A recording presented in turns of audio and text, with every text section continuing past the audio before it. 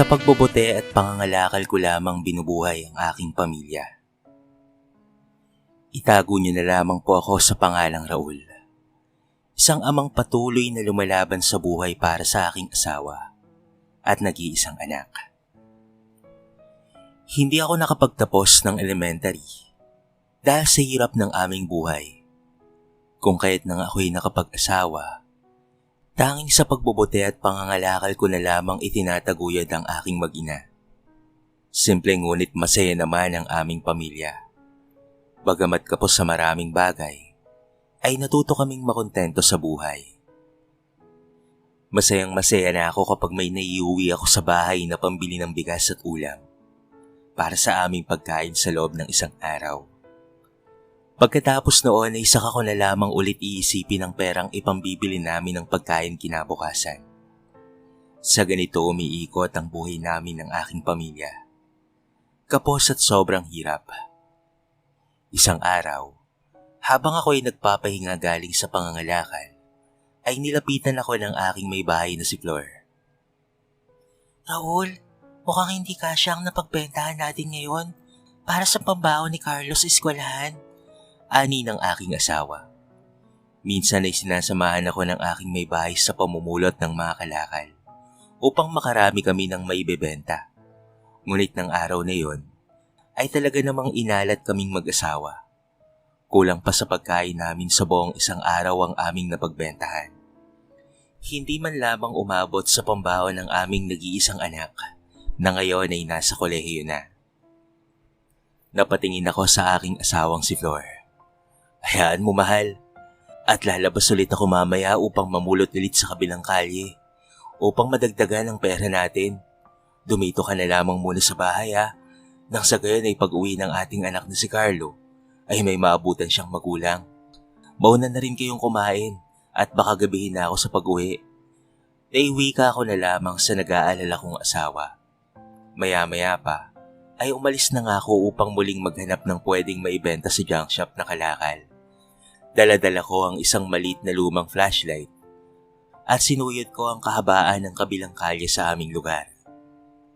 Hindi ako uuwi hanggat wala akong madadalang pera para sa baon ng aking anak na si Carlo kinabukasan.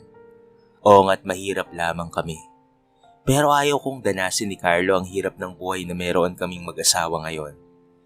Kung kahit sa kahit na anong paraan, ay ginagapang naming mag-asawa ang kanyang pag-aaral upang hindi niya maranasan ang hirap ng buhay sa hinaharap dahil lamang sa hindi kami nakapagtapos ng pag-aaral at dahil hindi namin mabigay ang kanyang pangangailangan. Alam ko kasi ang pakiramdam ng minamata-mata at minamaliit ng kapwa at iyon ang bagay na ayaw kong maranasan ng aming anak. Nag-aagaw na ang liwanag at dilim ng mga oras na yon, ngunit tuloy pa rin ako sa pangangalakal ng basura gamit ang aandap-andap kong flashlight. Determinado ako ng mga oras na yon na makapag-uwi ng pera para sa aking mag-ina. Nang bigla na lamang may nagsalita mula sa aking likuran. "O Mang Raul, andito pa po pala kayo. Ang akala ko po ay nakauwi na kayo kanina kasama si Aling Flor." Tanong ni Gibo sa akin. Ang batang halos kaedaran lang rin ng aming anak na si Carlo. "Ay, ikaw pala Gibo." "Oo, bumalik ulit ako eh. Hindi pa kasi sapat ang nakalakal naming mag-asawa kanina para sa pambawad at pamasahe ni Carlo bukas sa eskwelahan." Nasabi ko na lamang sa kanya. "Grabe, napakaswerte naman po talaga ni Carlo sa inyo. Biro mo, hindi niyo naman siya totoong anak pero kung ituring niyo siya ay parang kadugo niyo talaga." Nasambit na lamang ni Gibo sa akin ng mga sandaling iyon. "Naku Gibo, ang bibig mo. Baka may makarinig sa'yo." Saway ko naman sa kanya. Oo, totoong hindi namin tunay na anak si Carlo. Dahil napulot lamang namin siya ni Flor sa isang tambakan ng basura. Noong ito ay sanggol pa lamang, pero kahit ganoon, itinuring namin siyang parang tunay naming anak. Kung kaya't ayaw kong naririnig na ampon lamang ang aming pinakamamahal na anak. "Bakit po Mang Raul? Hindi niya po ba alam na ampon lamang siya?" Usisang muli ni Gibo sa akin. "Oo Gibo, alam niya na ampon lamang siya at hindi namin yon inilihim sa kanya. Kahit kailan ay hindi namin pinaramdam na mag-asawa, naampon lamang siya dahil itinuring namin siyang parang tunay na anak. Kaya ayaw na ayaw kong naririnig na ampon ng aming anak. Paliwanag ko noon kay Gibo. Naku, pasensya na po Mang Raul ah. Wala naman po akong ibang ibig sabihin sa sinabi ko kanina. Sa katunayan nga po niyan, ay naiintindihan ko po kayo kasi isa rin po akong ampon ng mga kinilala kong mga magulang ngayon. Tulad niyo po, hindi nila ako itinuring na iba sa aming pamilya. Sadyang natutuwa lang po talaga ako kasi napakaswerte naming mga hindi tunay na kadugo sa mga pamilyang kumupop sa amin at minahal kami ng totoo, higit pa sa tunay na mga magulang namin. Paliwanag naman sa akin ni Gibo, na agad ko namang naunawaan.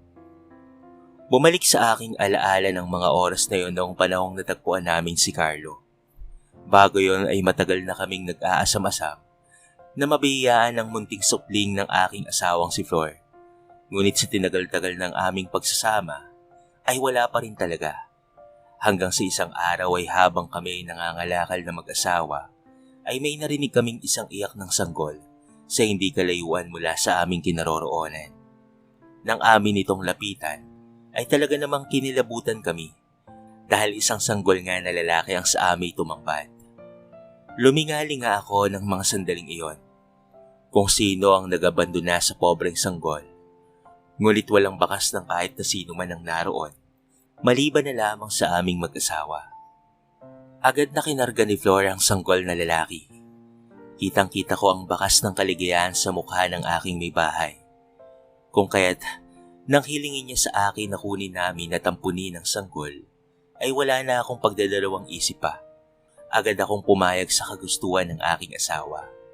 Isa pa, ay gusto ko rin naman ang ideya na iyon. Kahit pa nga alam ko na mahihirapan kami sa gastusin, dahil sa aming dalawa na nga lang ay kulang pa ang kinikita namin sa pangangalakal. Pero hindi ko na lamang iyon inalintana. Basta't ang alam ko lamang ng mga panahon na iyon, ay masaya kaming mag-asawa sa biyaya ng langit na ipinagkaloob sa amin. Ngayon ay nasa kolehiyo na ang aming anak na si Carlo. Sobrang proud ako sa aking anak dahil sa angkin nitong talino. Ang akala ko noon ay hindi rin ito makakapagtapos ng pag-aaral tulad naming mag-asawa dahil sa hirap ng aming kalagayan. Ngunit heto ngayon ang aming anak, nag-aaral ng kolehiyo sa isang sikat at disenteng eskwelahan ng libre. O at libre ang aming anak dahil nakakuha siya ng scholarship dahil ito sa kanyang matataas na grado noong siya ay nasa high school pa lamang. Kaya nga kami nagpupursige ni Flor na aking may bahay na tugunan naman ang pang-araw-araw niyang gastusin tulad ng pamasahe, pambili ng kanyang mga projects at pati na rin pangkain habang siya ay nasa eskwelahan. Mahirap pero kakayanin ko para sa pangarap ng aming anak. Matapos akong makakuha ng mga kalakal na alam kong sasapat na sa pangangailangan ng aming pamilya, ay nagpasya na rin akong umuwi. Lumalalim na rin kasi ang gabi at baka magsara na ang junk shop na pagbebentahan ko ng aking mga nakuhang kalakal. Dumiretso nga ako sa aking suking junk shop upang doon ay maging pera ang basurang kinalakal ko kanina.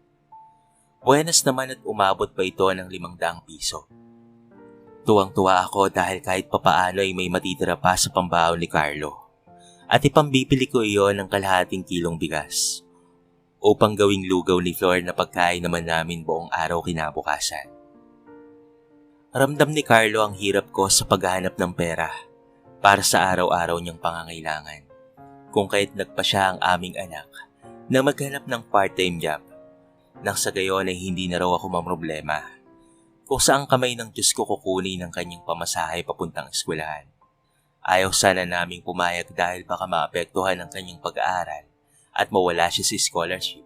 Ngunit mapilit si Carlo. Ayaw niya kaming mamroblema ng kanyang ina. Kung kahit wala na kaming nagawa pa, kung hindi ang payagan na lamang siyang maghanap ng mapapasukang trabaho. Nang gabing iyon, pagka-uwi ko ng aming bahay, ay wala pa si Carlo. Naabutan kong naghahanda ng aming hapunan ng aking asawang si Flor. Piniritong tuyo at 3 perasong itlog ang aming pagsasaluhan ng gabing iyon. Maya-maya pa, ay may narinig kaming kumakatok. Marahil ay si Carlo na yon. Masayang binuksan ni Flor ang pinto upang salubungin ang aming anak. Parang pinagsakluban ng langit at lupa ang itsura ng aming anak nang ito ay umuwi sa amin. Dismayado kasi ito dahil wala itong nakuwang trabaho sa buong maghapon nitong pag-iikot sa Maynila. Okay lang yan anak. Pagtuunan mo na lamang ng pansin ang pagpasok mo bukas sa eskwelahan. Unang araw mo bukas bilang isang kolehiyo, kaya dapat doon ka nakapokus.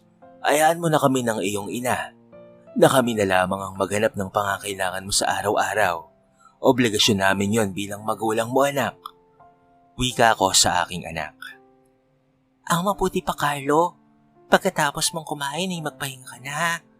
Alam kong napagod ka sa paghapon mong paglalakad na makahanap lamang ng mapapasukang trabaho.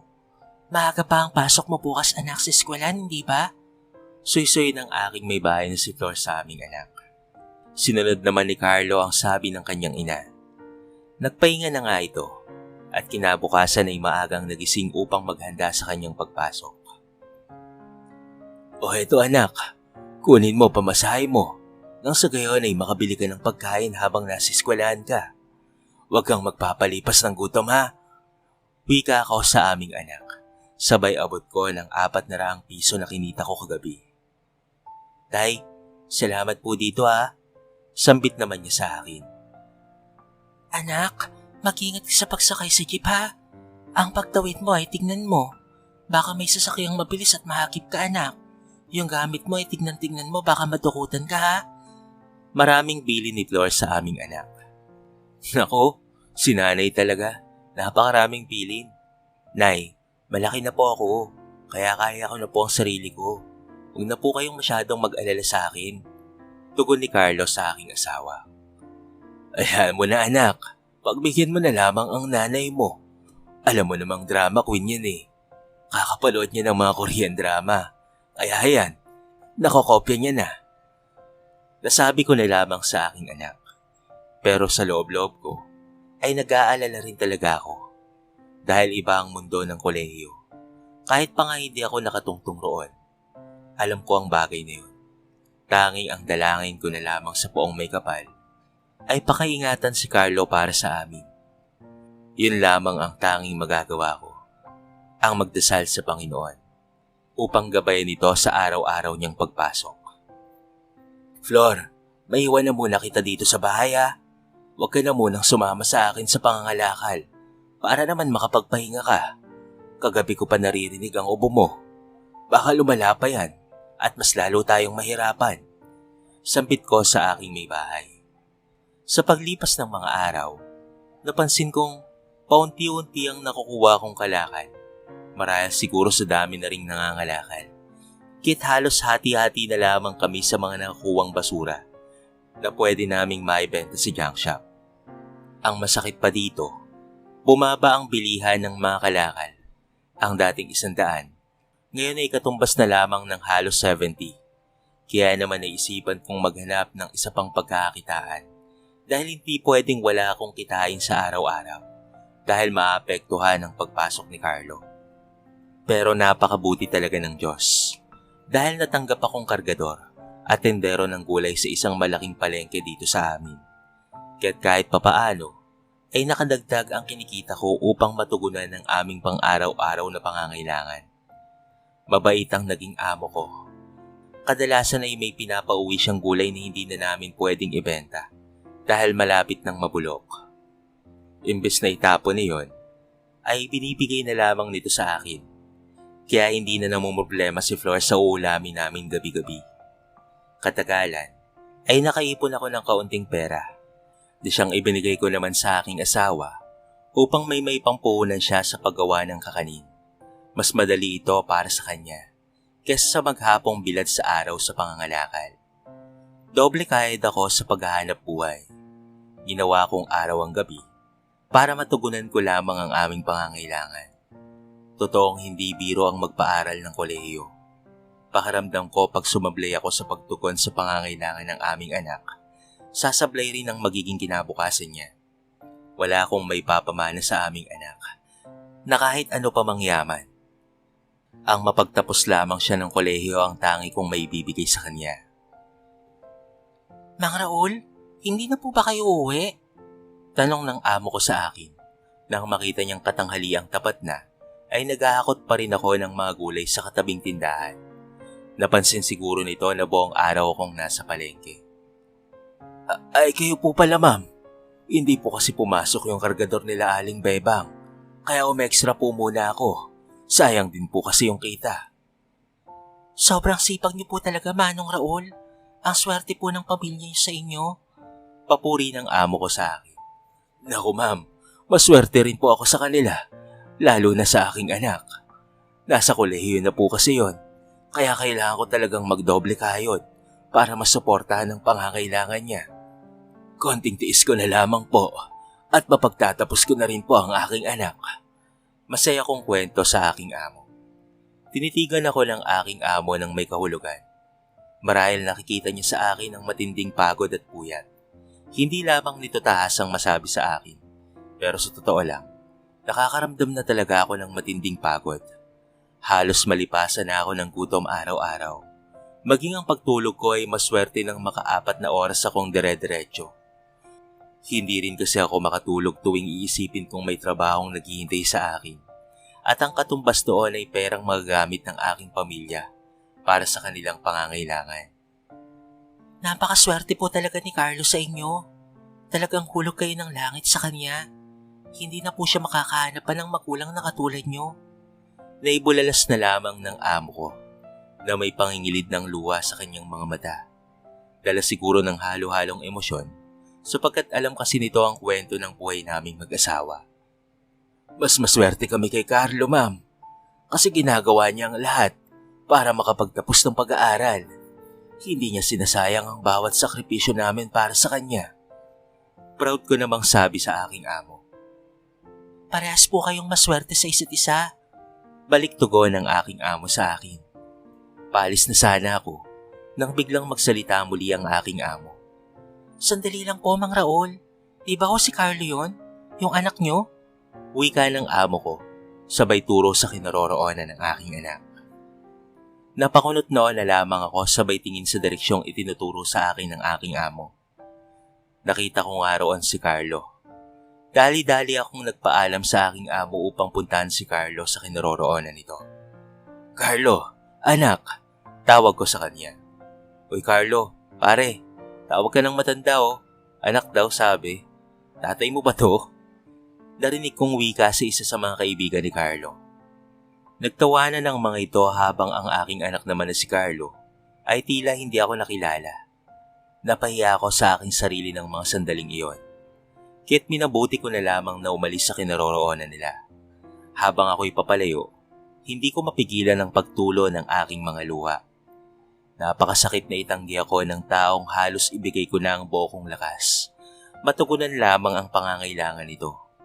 Pero sa kabila noon, ay pilit ko pa rin inintindi ang aking anak kung bakit niya nagawang itanggi ako sa harapan ng kanyang mga kaibigan. Mayayaman kasi ang mga ito. Marahil ay natatakot lamang si Carlo na lait-laiti ng kanyang mga kaibigan. Dahil isang hamak na magbubuti at kargador lamang sa palengke ang kanyang ama. Ganon pa man, hindi ako nagalit o nagtanim ng sama ng loob sa kanya. Inintindi ko na lamang ang kalagayan niya. Ang mahalaga sa akin ay nag-aaral siyang mabuti. Sapat na yon sa akin at kapalit na yon sa lahat ng pagod at hirap ko sa araw-araw. Bumalik na ako sa palengke dahil halos mag-alas 4 na ng mga oras na yon. Magsisimula ng muli ang pagdating ng mga mamimili. Nagsimula na ulit akong mag-ayos ng aming panindang gulay. Nang biglang lumapit sa akin ang aking among babae. Mang Raul, ayos lang po ba kayo? Tanong niya sa akin. Hindi naman ho sa nangihimasok sa personal niyong buhay, Mang Raul. Pero mukhang hindi po ata tama ang ginawa ng anak niyo sa inyo kanina. Para sa isang katulad niyong nagsasakripisyo para magkaroon siya ng magandang kinabukasan, ay ganun lamang ang gaganti niya sa inyo? Nainis na sabi ng aking amo. Hayaan na lang po natin siya, ma'am. Marahil ay may matinding dahilan po ang aking anak kung bakit niya nagawang itanggi ako sa mga kaibigan niya. Hindi ko rin naman po siya masisisi kasi mayayaman talaga ang mga nag-aaral sa eskwelahan ng anak ko. Baka Pag nalaman ng mga kaibigan niya na isang hamak na magbubuti at kargator lamang ako lait-laitin siya ng mga ito. O baka nga layuan pa siya at hindi nakaibiganin pa. Nasabi ko na lamang sa aking amo. Pero Mang Raul, hindi po sapat na dahilan yun para bastusin po kayo ng sarili niyong anak sa harapan ng mga kaibigan niya. Ang katulad niyo nga po na grabe ang sakripisyo ang dapat na ipagmalaki at hindi po dapat na ikinakahiya.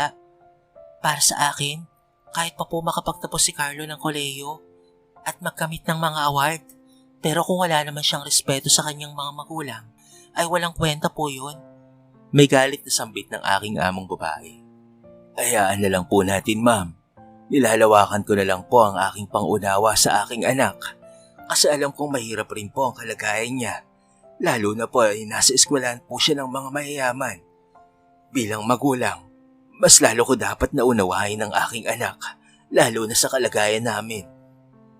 Nakita kong nagkibit balikat na lamang ang aking amo at hindi na muling nagbigay ng kanyang opinyon. Hindi ko alam kung nauunawaan niya ang ibig kong sabihin. Ngunit hindi ko na yon inintindi pa. Bumalik na ako sa pag-aayos ng mga gulay ng mga oras na yon, upang kahit papaano ay mawaglit ang nangyari kanina sa amin ng aking anak. Gabi na nang ako'y makauwi ng aming bahay. Nadatnan kong tulog na ang mag-ina, kaya naman kumain na lamang ako ng kaunti at saka nagpahinga na rin para kahit papaano ay magkaroon ng panibagong lakas para sa araw ng bukas. Hindi ko naman naabutan si Carlo pagkagising ko kinabukasan.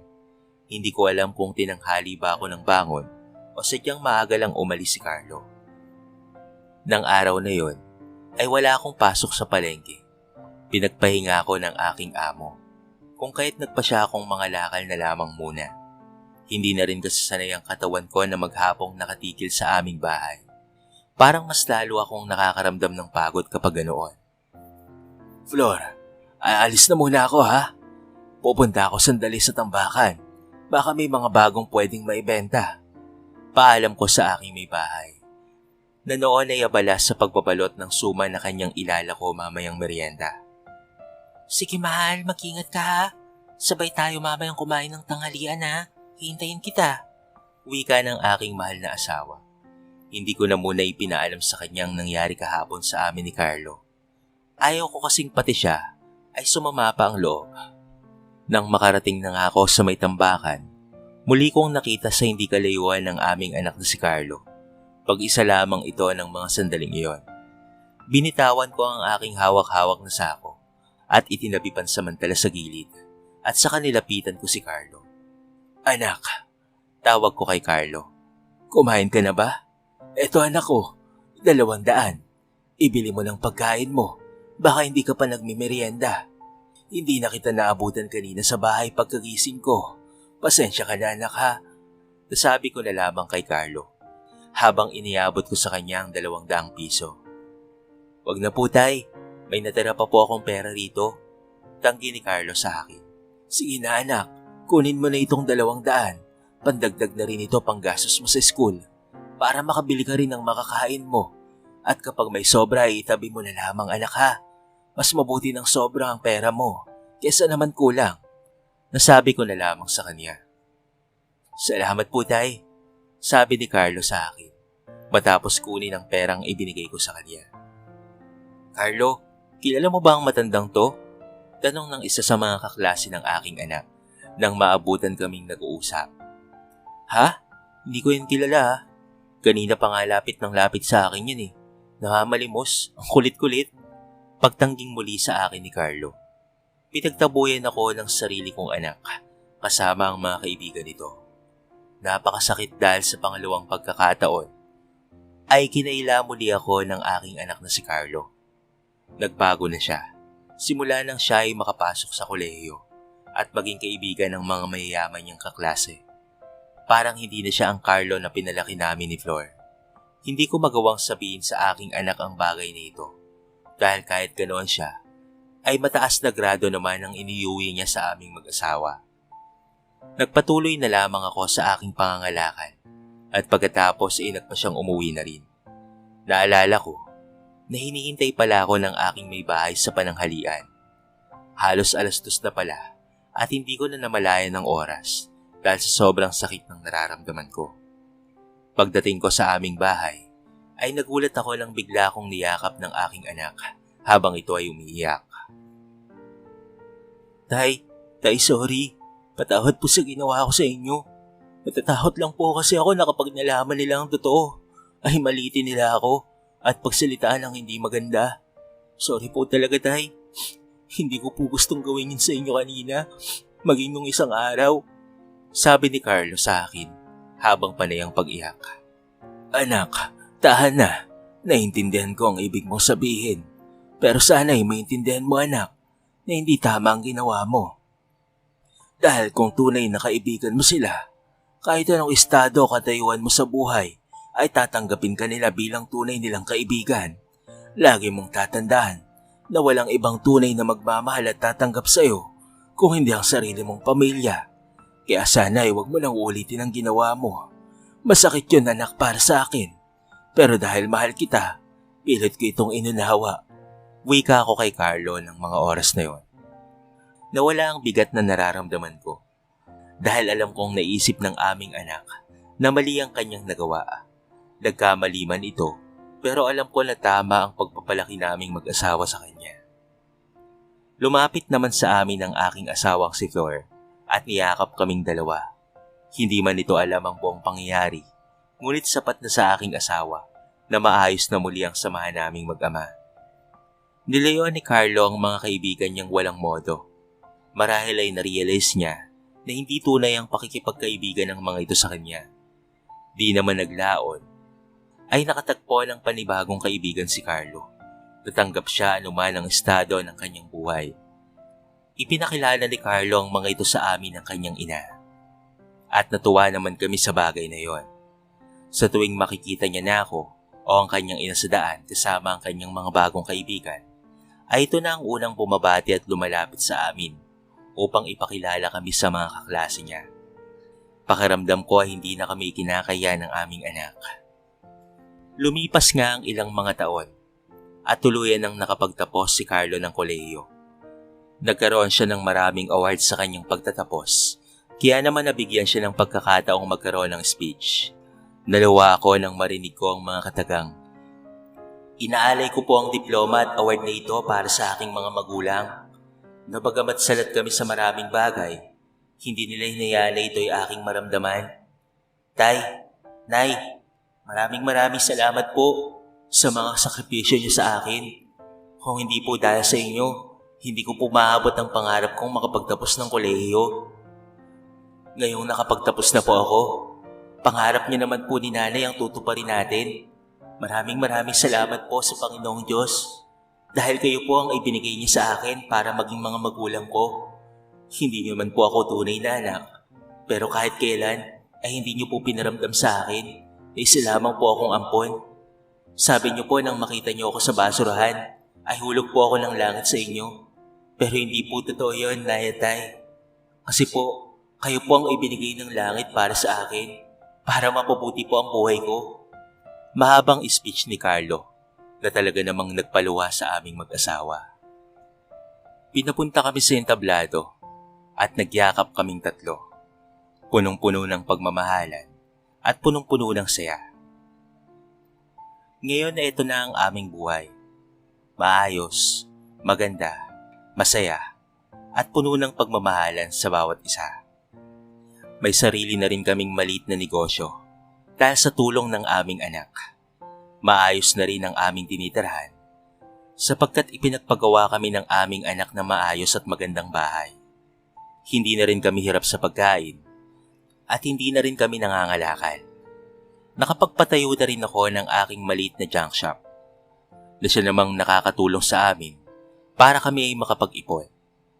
Hindi rin namin nakakalimutan na tumulong sa aming kapwa. At kahit maayos na ang aming buhay, hindi namin nakakalimutan ng palaging magpasalamat sa Panginoon. Sapagkat wala ang lahat ng ito kung hindi dahil sa Kanya. Muli, ako po si Raul at ito ang kwento ng aking buhay. Sana po ay nagustuhan nyo at may napulot kayong aral. Kung ano man ang inyong kinakaharap sa buhay, ay wag na wag kayong mawawala ng pag-asa. palaging magtiwala sa Diyos. Sapagkat ang lahat ng nangyayari sa atin ay mayroong dahilan. At sa dulo nito ay mayroong magandang kalagayan.